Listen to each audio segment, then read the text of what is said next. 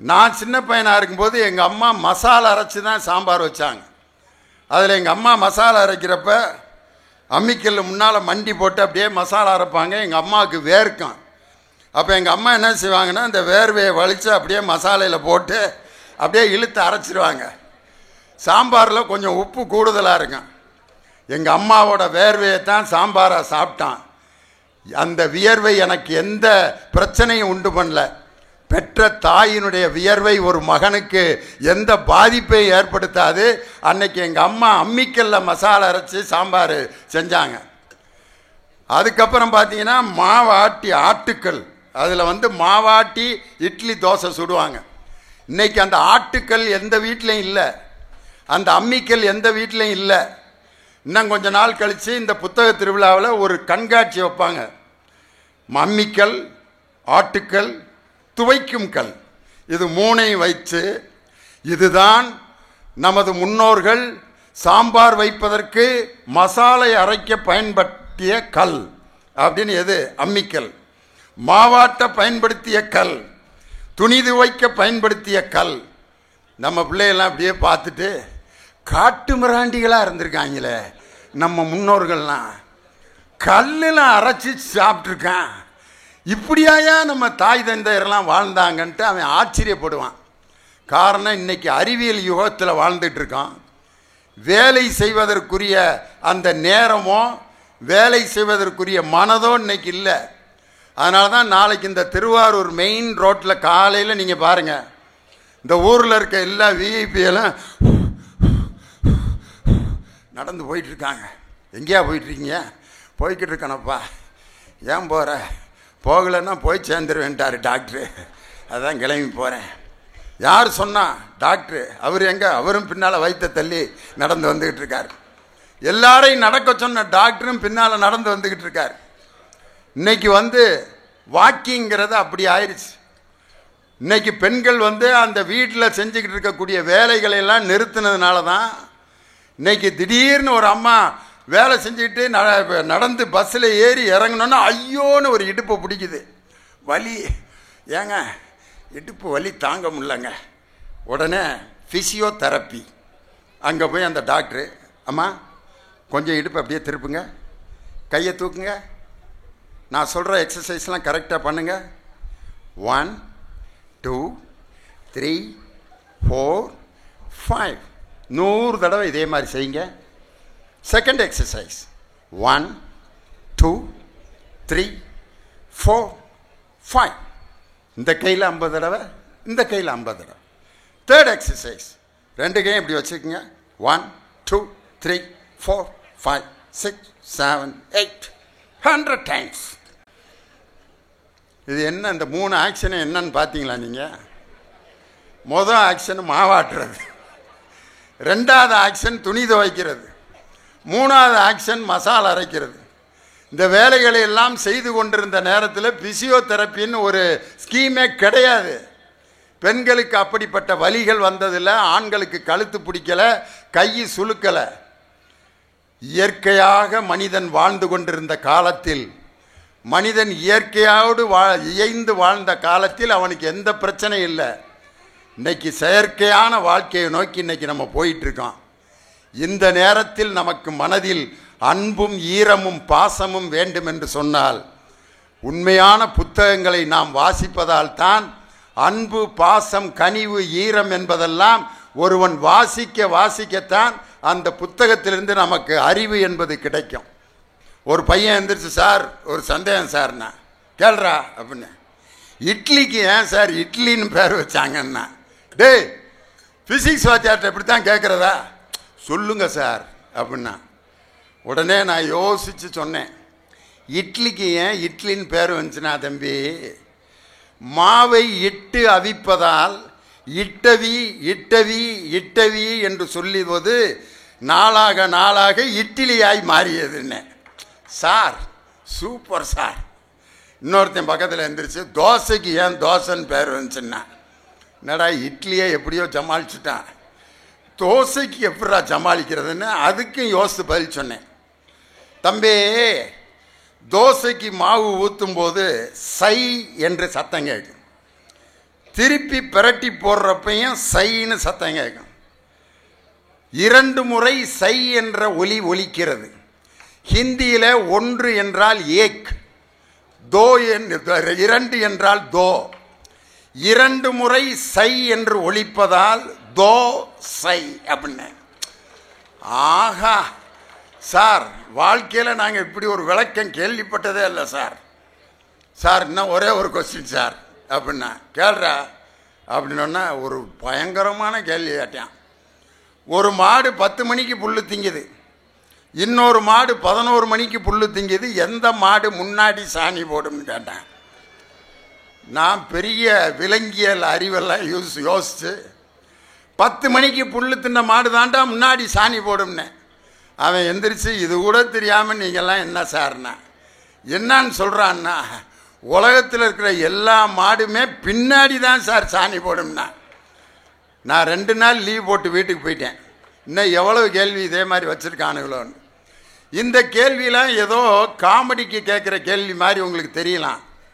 ஆனால் இதுபோல் சிறு வயதில் தங்களுடைய பெற்றோர்களையோ அல்லது ஆசிரியர்களையோ பார்த்து கேள்வி கேட்ட மாணவர்கள் தான் இன்று உலகத்தில் மிகப்பெரிய அறிவியல் அறிஞர்களாக, சான்றோர்களாக உயர்த்தப்பட்டிருக்கிறார்கள்.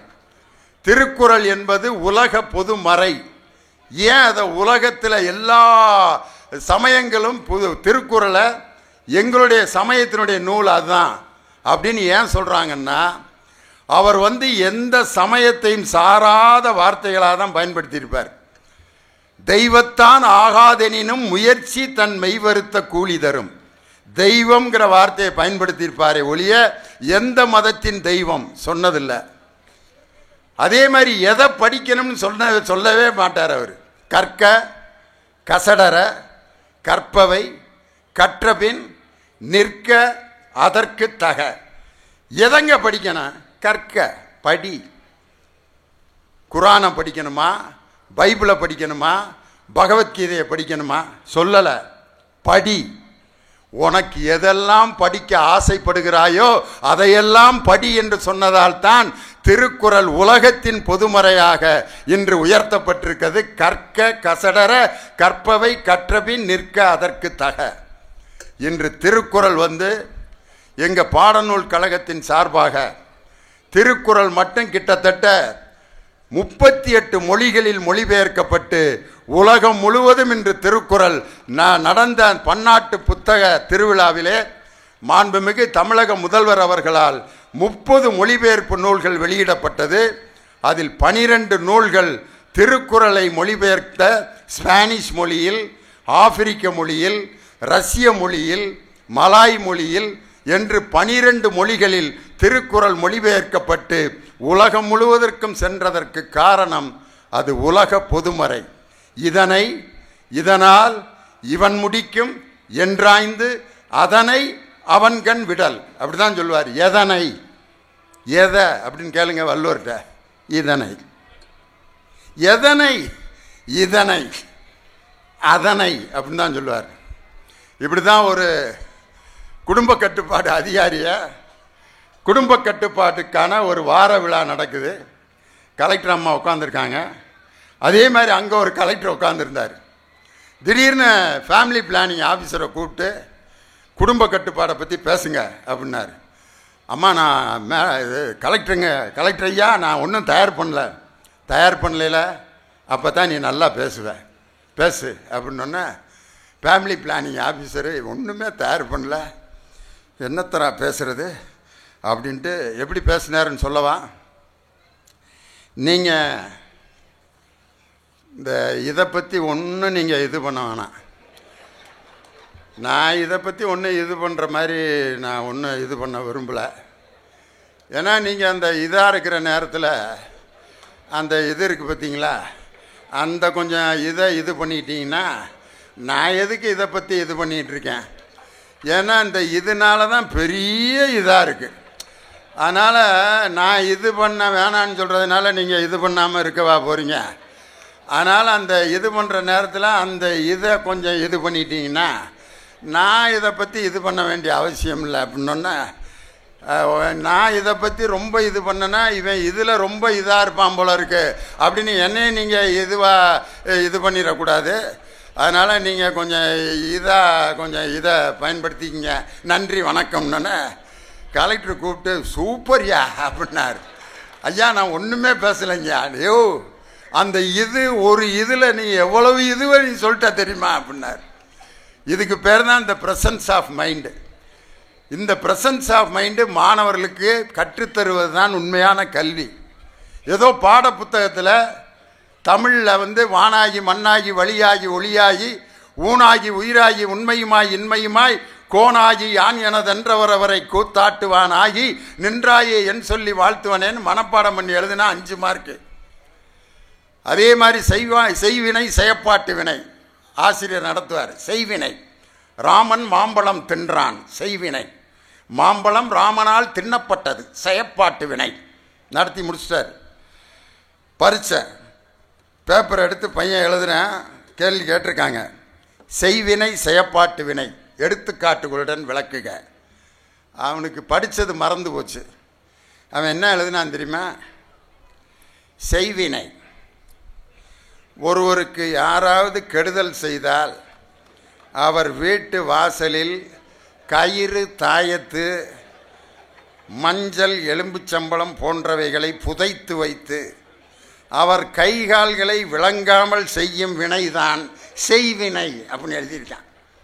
அவனை எப்படி ட்ரெயின் பண்ணியிருக்காங்க பாருங்க வீட்டில். அதுக்கப்புறம் செய்வினையோடு நிறுத்தியிருந்தா பரவாயில்ல, செயப்பாட்டு வினையும் எழுதியிருந்தான்.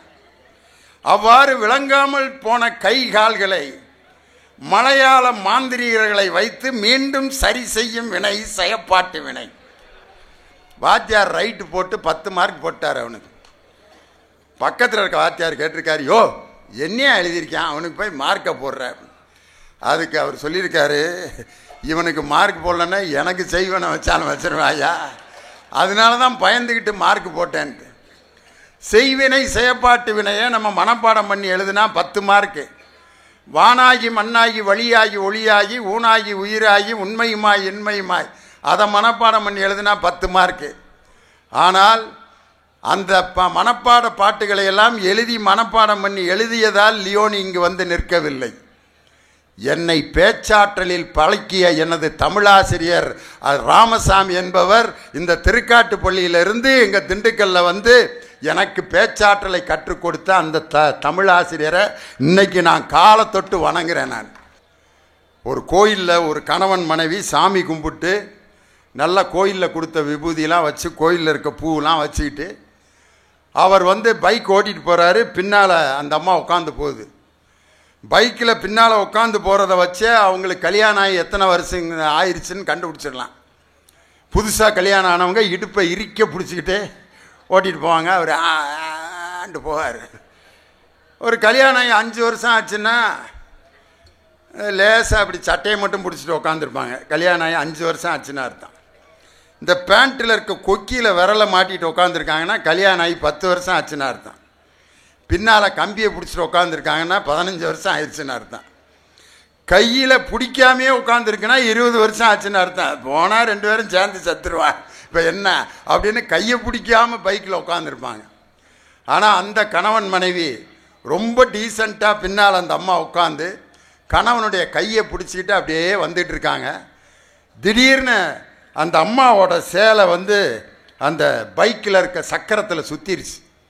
சுற்றினோன்னா அந்த அம்மாவுடைய சேலை பூரா அந்த சக்கரத்தில் சுற்றிருச்சு. அந்த அம்மா மானத்தை மறைப்பதற்கு எழுந்து நின்று 2 கையையும் வச்சுக்கிட்டே மறைச்சாங்க. மறைச்சிட்டு நிற்கிது. அந்த நேரத்தில் ஒரு இஸ்லாமிய பெண் ஒரு 2 வீலரில் அப்படியே வர்றாங்க. இந்த காட்சியை பார்த்துட்டு தான் போர்த்தியிருந்த அந்த பர்தாங்கிற அந்த முக்காடை எடுத்து அந்த சகோதரியினுடைய உடல் மேலே போட்டாங்க. அந்த அம்மா வாங்கி அந்த துண்டை போத்திட்டு நின்னாங்க. தன் மத அடையாளத்தை கூட இன்னொரு பெண்ணின் மானத்தை காப்பாற்றுவதற்கு ஒரு இஸ்லாமிய பெண் எப்படி இன்னொரு மத பெண்ணினுடைய மானத்தை காப்பாற்றினாலோ இது போன்ற சிந்தனைகளை சொன்னதுதான் திருக்குறள். அதனால் அப்படிப்பட்ட அருமையான அந்த திருக்குறள் உலக பொதுமறை. இதைவிட சுருக்கமாக நமது இலக்கியத்தில் ரொம்ப அழகாக சொல்லப்பட்டது ஆத்திச்சூடி, அறம் செய்ய விரும்பு, ஆறுவது சினம், இயல்வது கரவேல், ஈவது விலக்கேல், ஊக்கமது கைவிடேல் அப்படின்னு வரிசையாக சொல்லிட்டு இருப்பாங்க. ஆனால் பாரதி ஒரு புதிய ஆத்திச்சூடியை சொன்னார். ஔவையார் என்ன சொன்னாங்கன்னா, சினம் கொள்ளேல், கோபம் கொள்ளேல் அப்படின்னாங்க. ஆனால் பாரதி ரௌத்திரம் பழகுன்னா. ஔவையார் என்ன சொன்னாங்கன்னா, தையல் சொல் கேளேல்னாங்க. பெண்களுடைய பேச்சை கேட்காதன்னாங்க. சொன்னது யார்? ஔவையார்.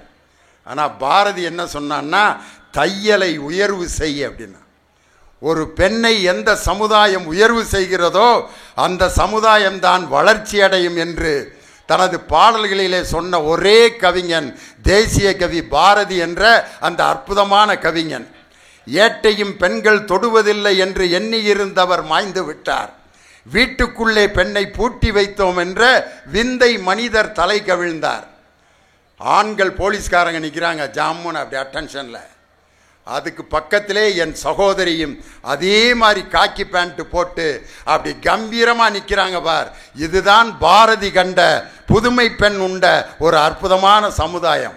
ஒரு கதை ஒன்று நான் படித்தேன்.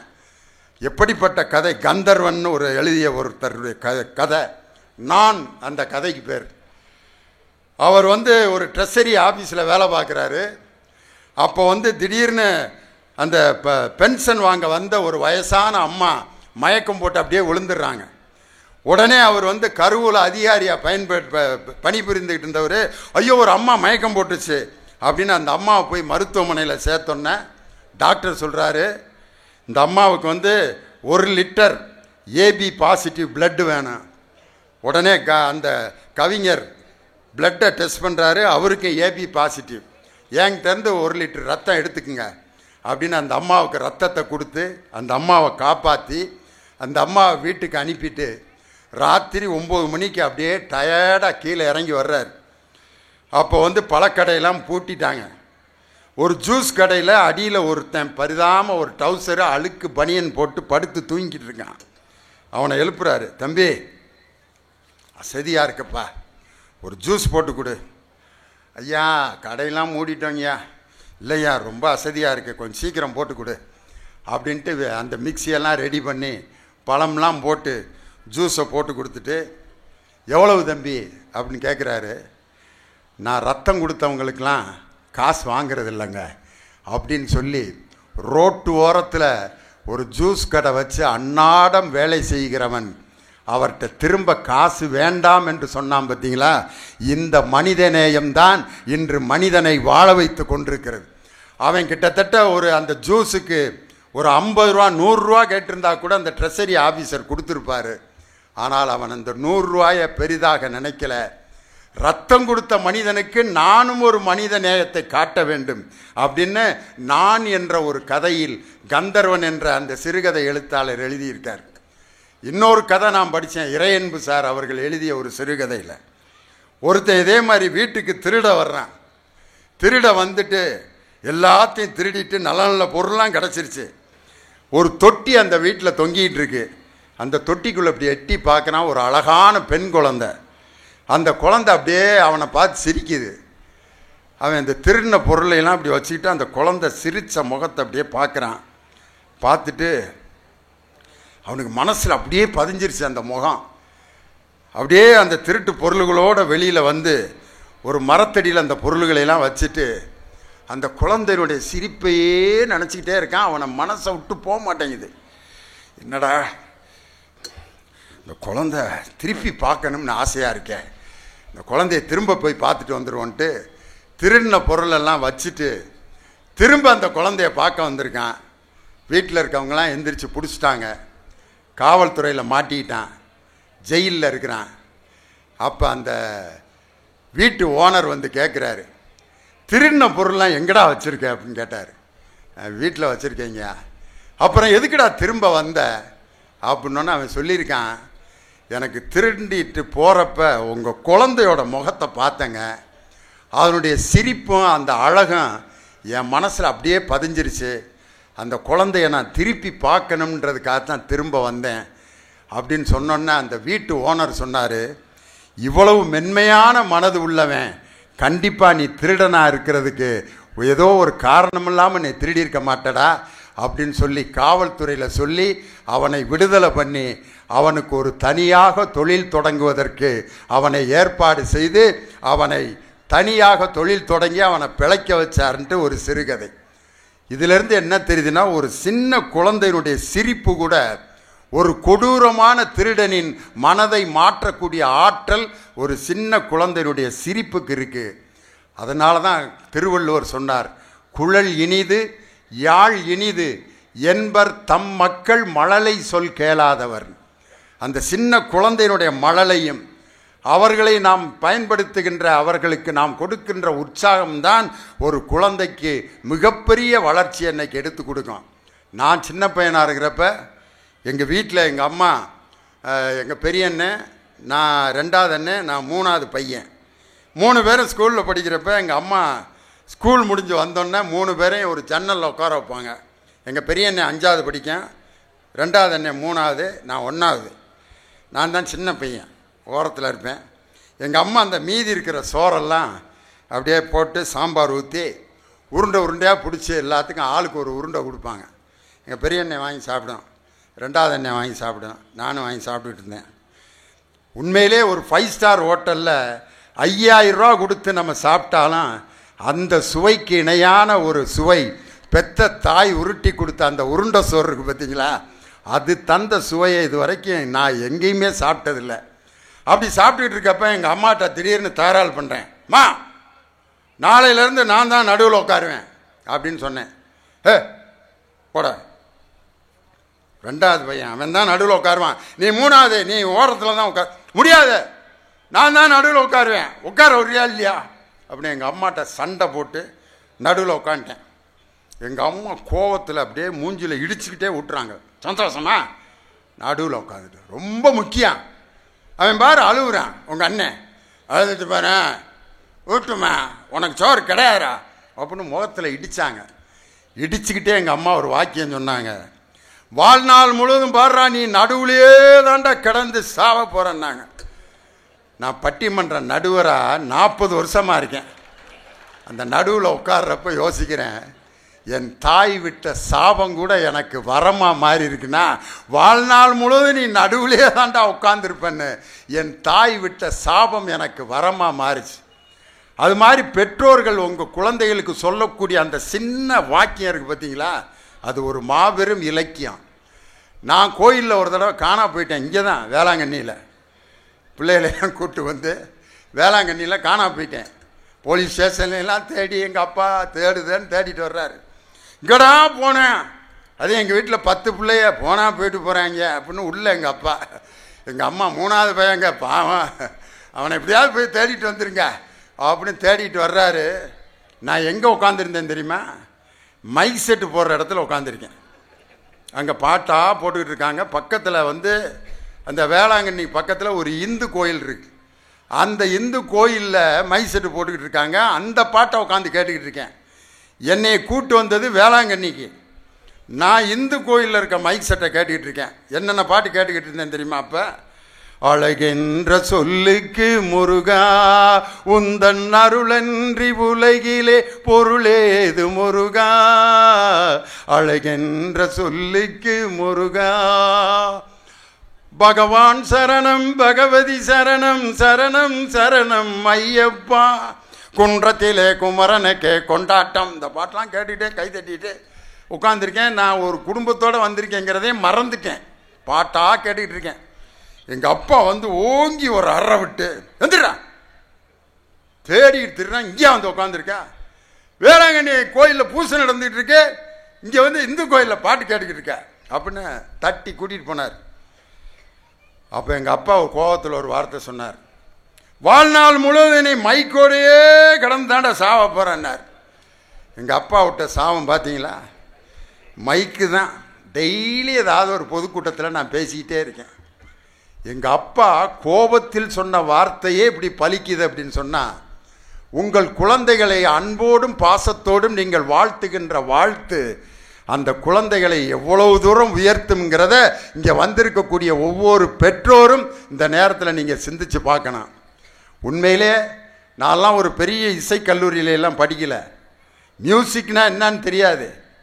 ஆனால் என்னை வந்து ஒரு மியூசிக் டீச்சர்கிட்ட இசை படிக்க எங்கள் அம்மா அனுப்புனாங்க.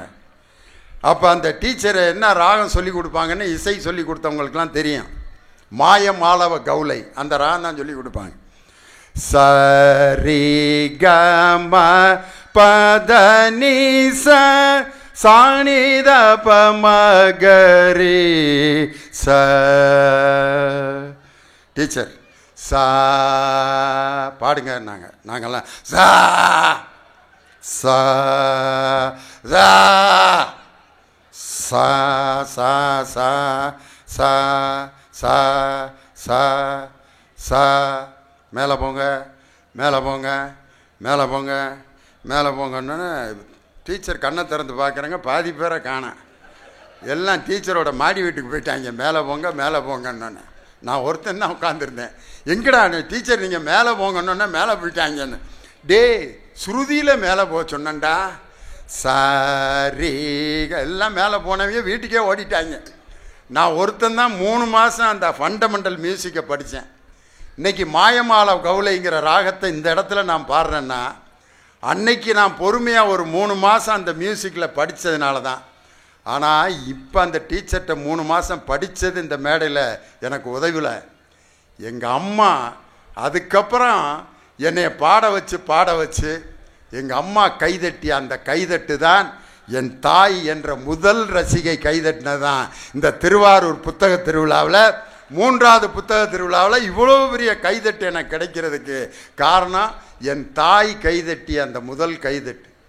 அப்போ வந்து குடியிருந்த கோயில்னு ஒரு எம்ஜிஆர் படம் வந்துச்சு. அதில் எம்ஜிஆர் மாதிரியே ட்ரெஸ் பண்ணி நான் பாட்டு பாடணுமா அப்படின்னு எங்கள் அம்மாட்ட சொன்னேன். டே அவர் காஸ்ட்லியான ட்ரெஸ்ஸு சினிமாவுக்கு போட்டிருப்பாரா, அதெல்லாம் வாங்க முடியாதா அப்படின்ட்டு வீட்டில் இருக்கிற ஒரு பழைய கருப்பு டவுசர் ஒரு சிவப்பு சட்டை அதை எடுத்து போட்டுக்கிட்டு தலையில் ஒரு ரப்பர் பேண்ட் ஒன்றை கட்டி எம்ஜிஆர் மாதிரியே கோழி ரெக்கையை சொருகிக்கிட்டு எங்கள் அம்மாட்ட பாடி காமிச்சேன் அந்த பாட்டை. என்னை தெரியுமா நான் சிரித்து பழகி கருத்தை கவரும் ரசிகன் என்னை தெரியுமா அப்படின்னு. எங்கள் அம்மா டே எதுக்குடா அப்படிலாம் பாடிக்கிட்டு இருக்கேன்னு திட்டலை, என்னை தூக்கி முத்தம் கொடுத்து என் பிள்ளை எம்ஜிஆர் மாதிரியே இருக்கேன் பாருங்க. அப்போ நான் எப்படி இருப்பேன்னா கண்ணங்கரேர்னு தலையெல்லாம் சப்பி போட்ட பணங்கொட்டை மாதிரி இருக்கும், பல்லு பாதி வெளியே நீட்டிக்கிட்டு இருக்கேன். ஆனால் எங்கள் அம்மா என்னைய எம்ஜிஆர் மாதிரியே இருக்கேன்னு சொல்லி முத்தம் கொடுத்து நீ அருமையாக பாடுறடான்ட்டு அந்த அசிங்கமான முகத்தை எம்ஜிஆர் மாதிரியே இருக்குன்னு சொல்லி என் தாய் கொடுத்த முத்தமும் என் தாய் தட்டிய கைதட்டும் தான் இன்று உலக நாடுகள் முழுவதும் நான் போய் பேசி கைதட்டுகள் வாங்குகிறேன் என்று சொன்னால் அந்த தாயினுடைய அந்த உற்சாகமும் அவர் கொடுத்த அந்த அன்பும் பாசமும் தான். அதனால் இங்கே வந்திருக்கக்கூடிய பெற்றோர்கள் அவசரமான உலகத்தில் இன்றைக்கி வாழ்ந்துட்டு இருக்கான், வேக வேகமான உலகத்தில் வாழ்ந்துட்டு இருக்கான். எல்லாமே மொபைல் ஃபோன் ஆகிப்போச்சு. இன்றைக்கி யார் இப்போ நான் பேசிகிட்டு இருக்கிறேன், ஒருத்தர் வந்ததுலேருந்து ஃபோன் பார்த்துக்கிட்டே இருக்கார். இன்னும் அவர் இப்படியே தான் இருக்கார். எதுக்கு வந்தாருன்னே தெரில. பேசாமல் இந்த ஃபோனை வீட்டிலேருந்தே பார்த்துருக்கலாம். இங்கே வந்ததுலேருந்து ஃபோன் பார்த்துக்கிட்டு இருக்காரு. இன்னொருத்தரை பார்க்குறேன், இன்னும் சிரிக்கவே இல்லை அவர். ஒரு 2 பேர் அவங்களுக்கு தெரிஞ்சிருக்க நேரம் யாருன்னு. ஒருவேளை தமிழ் தெரியாதவங்களான்னு பார்த்தா தமிழில் தான் பேசிக்கிட்டு இருக்காங்கன்னு நினைக்கிறேன். சிரிக்க முடியல. ஏன்னா அவங்களால சிரிக்க முடியலன்னா அப்படிப்பட்ட ஒரு இறுக்கமான ஒரு உலகத்தில் வாழ்ந்துட்டு இருக்கான். கைதட்ட முடியல, சிரிக்க முடியல. சிரிக்கணும்னு நினைக்கிறப்ப வீட்டில் இருக்க பிரச்சனைகள் வந்துடுது. ஆனால் ஒரு மனிதனுக்கு இருக்க வேண்டிய உணர்வுகளில் முதன்மையான உணர்வு எது என்று தொல்காப்பியர் சொல்லி இருக்கிறார். நகையே, அழுகை, இழிவரல், மருட்கை, அச்சம். அதில் முதல்ல ஒரு மனிதனுக்கு இருக்க வேண்டியது சிரிப்பு என்ற அந்த குணம்தான். சிரிக்க தெரிந்தவர்கள் தான் மிகப்பெரிய வெற்றியை பெற்றுக்கொண்டே இருப்பார்கள். ஒரு ஃபோட்டோ எடுக்கிறவர் கூட ஸ்மைல் ப்ளீஸ் அப்படின்னு சொல்லிட்டு தான் சரி ஃபோட்டோ எடுப்பார். சார் கொஞ்சம் அழுங்க சார், சார் கொஞ்சம் வேதனைப்படுங்க சார், சார் கொஞ்சம் அழுங்க சார், நல்லா அழுங்க சார்ன்ட்டு யாராவது அள வச்சு ஃபோட்டோ எடுக்கிறானா? வீட்டில் எங்கேயாவது ஃபோட்டோ அழுதுகிட்டு இருக்கிற ஃபோட்டோவை யாராவது மாட்டுறாங்களா? கணவன் மனைவி 2 பேரும் அப்படின்னு எடுத்திருக்காங்களா? அப்படியே மாட்டியிருந்தா அந்த குடும்பத்தை என்ன நினைப்பான்? பயங்கரமான பயல்களாக இருப்பாங்க போல இருக்கு. ஃபோட்டோவிலேயே அழுதுகிட்டு இருக்காங்கன்னா அப்போ வாழ்க்கையில் எப்படிடா இருப்பாங்கன்ட்டு. ஃபோட்டோ கூட சிரிக்கிற ஃபோட்டோக்கள் தான் நம்ம வீட்டில் இருக்கோம். ஏன்? ஒரு மனிதன் சிரிக்கும் போது தான் அழகாக இருப்பான். குழந்தைகளை கூட சிரிக்க வச்சு தான் நம்ம அந்த குழந்தைகளை உடனே நேசிப்போம். அந்த குழந்தை எப்போ சிரிக்கும்னா ஒரு கிளுகிழு அப்படின்னு சிரிப்பான். வித்தியாசமான ஒலியை கேட்டவுடன் சிரிப்பான். கைதொட்டினோன்னு சிரிப்பான். அந்த குழந்தைகள்கிட்ட இனிமையான குரல்களில் பாடல்களை பாடினால் ரொம்ப அழகாக கேட்பாங்க. அப்படி குழந்தைகளை கூட வென்றெடுக்கக்கூடிய ஆற்றல் ஒரு சிரிப்புக்கு உண்டு. அந்த சிரிப்பு என்ற உணர்வு தான் மனிதனுக்கு முதன்மையான உணர்வு என்பதை தொல்காப்பியம் நமக்கு கற்றுக் கொடுத்திருக்கிறது. இங்கு இருக்கக்கூடிய நூல்களை பயன்படுத்தி, வாழ்வியல் இலக்கியங்களை பயன்படுத்தி வாழ்க்கையில் செம்மையாக வாழுங்கள் என்று சொல்லி உங்கள் அனைவரையும் வாழ்த்தி வணங்கி விடைபெறுகிறேன். நன்றி, வணக்கம்.